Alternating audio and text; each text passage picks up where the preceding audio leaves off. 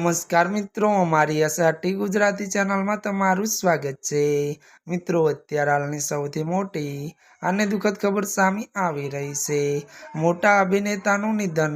ત્યારે મિત્રો આપને વાત કરવામાં આવે તો બોલિવૂડના દિગ્ગજ અભિનેતાનું નિધન થયું છે। વિગતવાર વાત કરીએ તો બોલિવૂડના દિગ્ગજ અભિનેતા મનોજ કુમારનું નિધન થયું છે। 87 વર્ષની ઉંમરે તેમણે મુંબઈની ત્યારે મિત્રો કોકિલાબેન હોસ્પિટલમાં અંતિમ શ્વાસ લીધા હતા।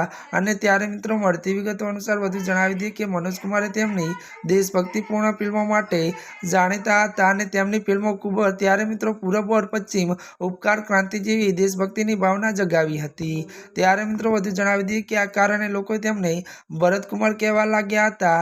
અને મિત્રો વધુ તમને એ પણ જણાવી દઈએ કે તેમનો જન્મ 24 જુલાઈ 1937ના રોજ પાકિસ્તાનના એબોટાબાદમાં થયો હતો। જ્યાં મિત્રો અત્યારની આ દુઃખદ ખબર મળી રહી છે। ત્યારે મિત્રો આજના માટે આટલું જ। અમારી ચેનલમાં નવા હોય તો અમારી ચેનલને લાઈક, શેર અને સબસ્ક્રાઈબ કરી દેજો। ધન્યવાદ।